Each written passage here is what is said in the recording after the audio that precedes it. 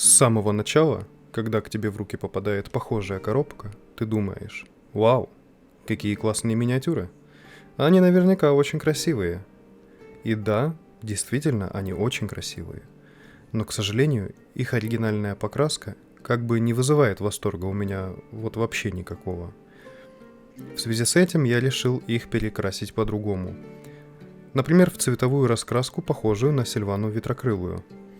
Это получилась у меня вот такая миниатюра, да и вся банда, в общем-то, получилась в похожем цвете. А для того, чтобы узнать, как я это сделал, я предлагаю вам посмотреть данное видео.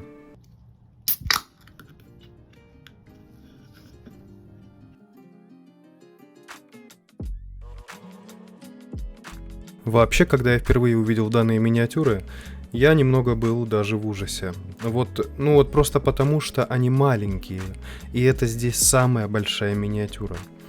Все остальные где-то примерно вот такого размера. Это очень мелко. Понимаете, проблема в том, что вот он, стандартный Primaris из 40K, а это вообще что? Вот я и думаю, как же лучше реализовать данную идею. Так как миниатюр очень много, придется воспользоваться конвейерным методом. Это когда я буду красить сначала один цвет на все миниатюры поочередно, а только потом буду приступать к следующему цвету. Ну а так как у нас сегодня специфическая цветовая схема, то я думаю, что, возможно, я буду пользоваться чем-то вроде вот этого, ну и, может быть, немного вот этого. Основным цветом я выбираю темно-синюю краску, Macrac Blue от Цитадели в данном случае. Так как кожа у Сильваны, она как бы вот вам объяснить, она непонятного цвета. В разных роликах у Варкрафта она разного цвета, и иногда это может быть фиолетовый, иногда это синий цвет, иногда она больше приближена вот к этому цвету. Но вот найдя один из артов, я думаю, что в нем я увидел именно тот цвет, который вот больше всего, как мне кажется, подойдет к этому делу. Но все-таки действительно лучше начать именно с темно-синего цвета. Не у всех людей, к сожалению, есть аэрограф, и поэтому в этом проекте я буду пользоваться только кистью. Так будет проще. В данном случае в моих руках пушистая кисть. Возможно, я не знаю, макияжная вот она или для чего-то еще. Я купил ее внезапно в фикс-прайсе. Очень дешево, мне очень нравится. Для наших дел подойдет прекрасно. Сегодня нам поможет техника Dry Brush, потому что это вот будет лучше всего, на мой взгляд, как мне кажется. Это вот именно то, что подойдет к нашим миниатюрам. Живым, то есть не механическим, не металлическим, потому что просто дело в том, что на них очень много кожи. Да, вот именно кожистых деталек у данной миниатюры много. Поэтому лучше всего использовать технику Dry Brush для этого. Кто-то скажет, что это слишком лениво, а я скажу: да делайте как хотите, я делаю в данном случае вот так. Если вы считаете, что вы должны страдать в плане покраса вашей миниатюры, то дай бог вам здоровья, делайте как угодно. Но вот мое мнение, что если вы не красите именно художественный покрас, а больше, так скажем, именно игровой, то вы не должны страдать. Вы должны просто очень быстро и качественно делать свою работу. Потому что красить художку можно столетиями. А вот, поиграть хочется уже сейчас.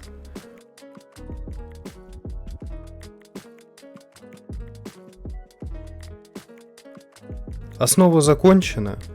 Темно-синий лег как надо.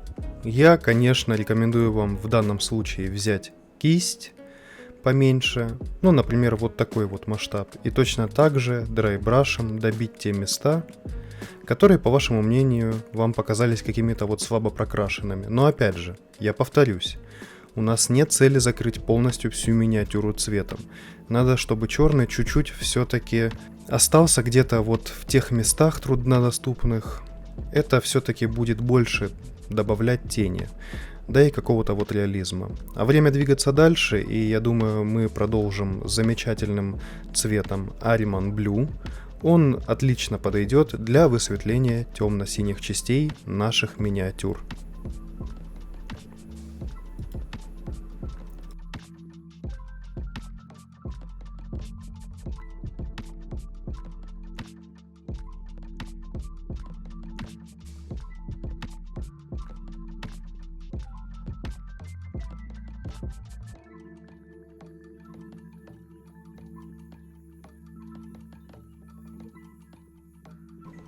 Ну как-то так. Пока что такие ребята у нас получаются. Дальше еще будет фиолетовый цвет. И, возможно, даже розовый. Я попробую получить темно-фиолетовый цвет с помощью этих двух красок и покрасить определенные части у миниатюр.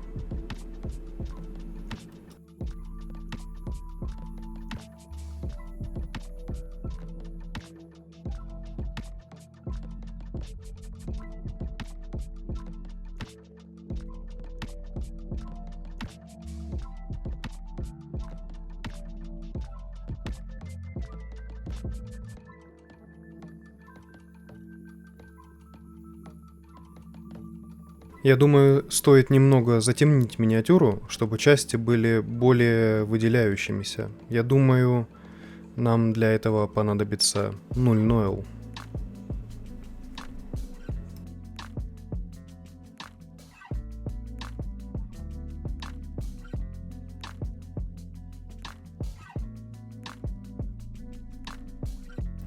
Наконец, миниатюры приобрели тот вид, который я хотел бы видеть изначально. Но теперь нужно еще раз высветлить все выделяющиеся части голубым цветом и добавим немного розового. В этот раз высветлять мы будем светло-голубым. Это Lantern Blue техникой Dry Brush. Я опять беру большую кисточку и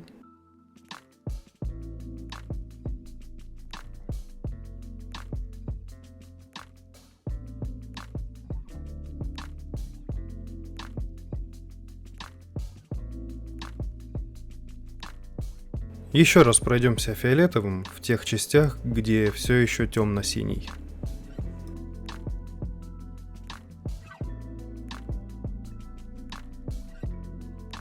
Я буду использовать ярко-розовый для того, чтобы добавить прям вот супер космической яркости данным миниатюрам. Потому что на блеске солнца обычно у Сильваны такой вот розоватый оттенок кожи, поэтому добавим именно этого цвета. Вообще любой розовый подойдет, главное, чтобы вот был настолько яркий.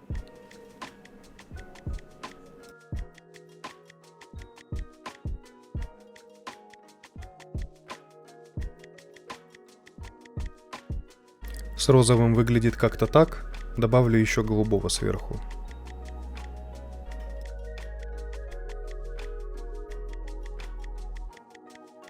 Ну, это выглядит пока что как-то так. Это база данных миниатюр. На этих миниатюрах есть волосы и шерсть, так что я думаю, стоит их покрасить. И для этого будет использоваться Corax White.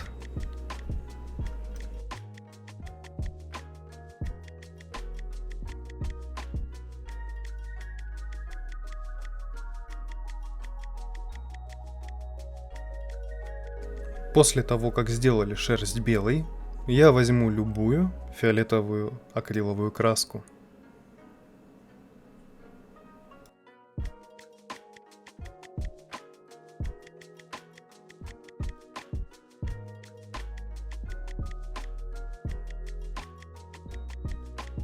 Вот теперь для шерсти применю еще сверху ярко-розовый цвет, чтобы шерсть выгодно выделялась на фоне темной кожи.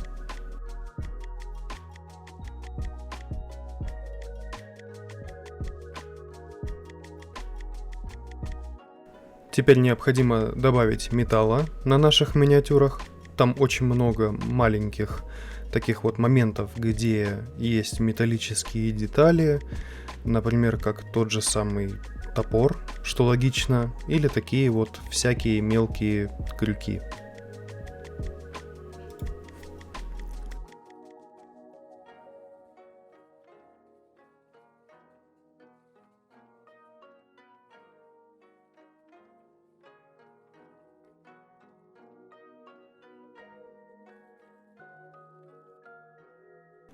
Облагородим все металлические части с помощью сухой краски.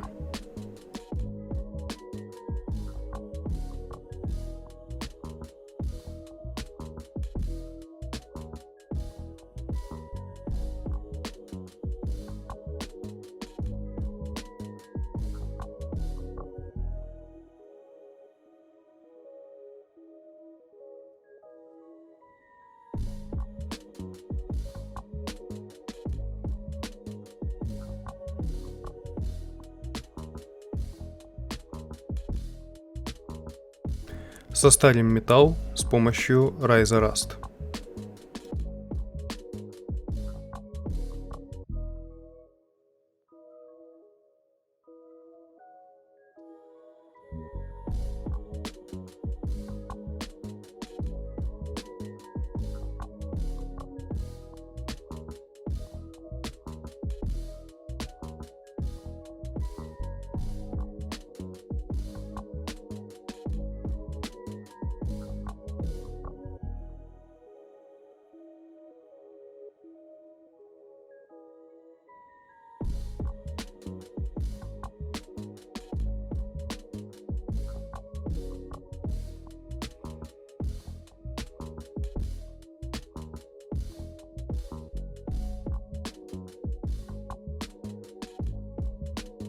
Так как на миниатюрах очень много костей и надо прокрасить их более-менее реалистично, то можно в данной ситуации воспользоваться будет вот таким цветом.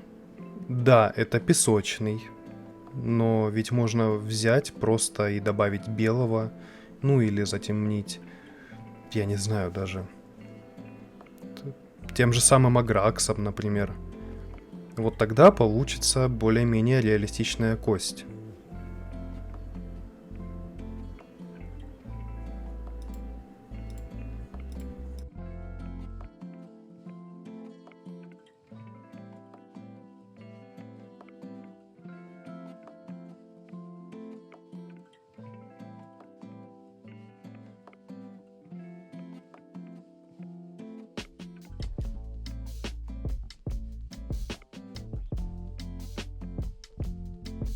Прольем все костяные детали Agrax Earthshade, чтобы добавить реализма.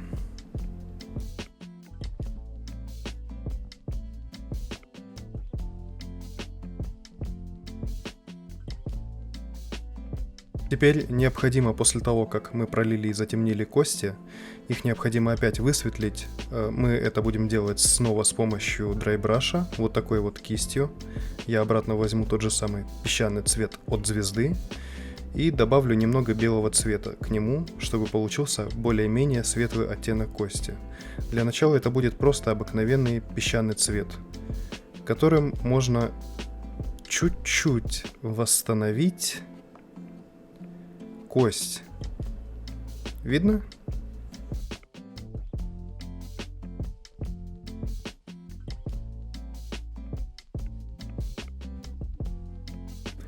Когда уже практически все готово, я думаю, нужно перейти к глазкам миниатюры. У каждой вот есть и рот, и глазки. Мы для этого будем использовать знакомый нам цвет, это будет Mephiston Red. И чтобы что-либо высветлить, это будет опять же Dead White. Нужно сделать глаза лидера и желательно получить легкое свечение, чтобы они были неоднородные. Сначала нанесу сюда белого, поставлю точечки и потом покрашу глаза.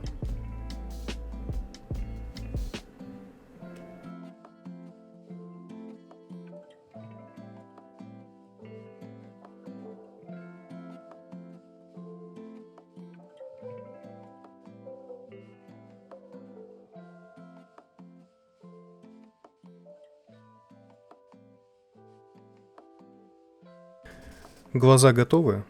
Пора заняться базами. Очень простые базы, так как ребятки живут в основном в пещерах, то это будет просто черный грунт с серым драйбрашем. Воспользуемся Abaddon Black'ом.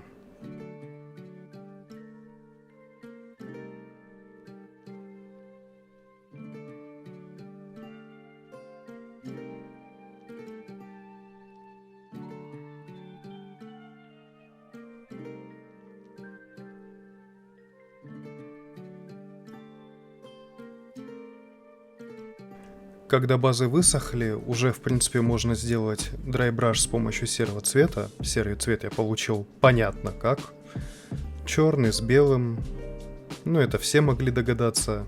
Напиши в комментах, если догадался заранее.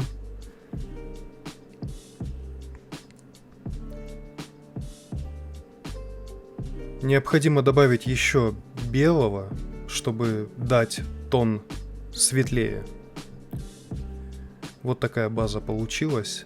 Она достаточно однородная, но как бы лорно этот момент очень хорошо обыгран в принципе, так как ребята живут недалеко от Бестгрейва, горы с кучей подземелий. Я думаю, что в принципе много цвета в темных помещениях и не требуется. Это достаточно однородная поверхность, где сливается с камнем все, даже вот такие моменты с черепами. Одного покраса вряд ли хватило бы, чтобы показать, насколько это гримдарковские существа, потому мы добавим кровь с помощью этой замечательной технички, которая покажет нам и всем, насколько это кровожадные существа. Ставь лайк, если сам носишь к хорну черепа и кровь.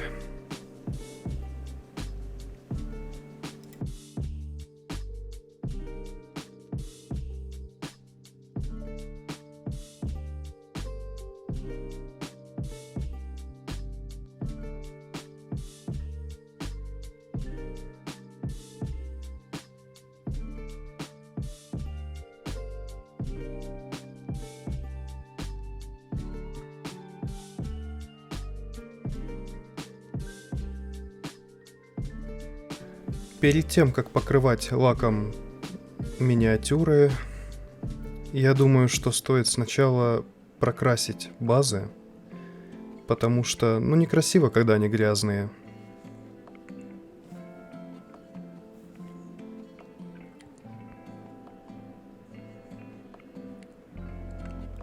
Теперь, когда миниатюры практически готовы, необходимо покрыть их защитой. Для этого я буду использовать Vallejo Premium Airbrush Color. Это глянцевый лак, защитный, чтобы миниатюры со временем не потеряли цвет. Он предназначен специально для аэрографа, то есть его нет нужды разбавлять, как, например, я делал с танком, а видео с танком вы можете посмотреть где-то здесь.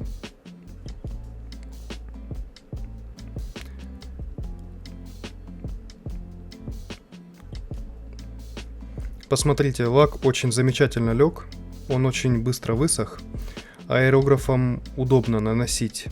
И преимущество данного лака как раз вот в том, он специально для моделирования предназначен, не то что вот тот предыдущий. И теперь, чтобы вот убрать глянец от него, от защитного глянцевого лака, я буду использовать стопроцентный ультраматовый лак от AK Interactive. Это будет нашим финальным шагом.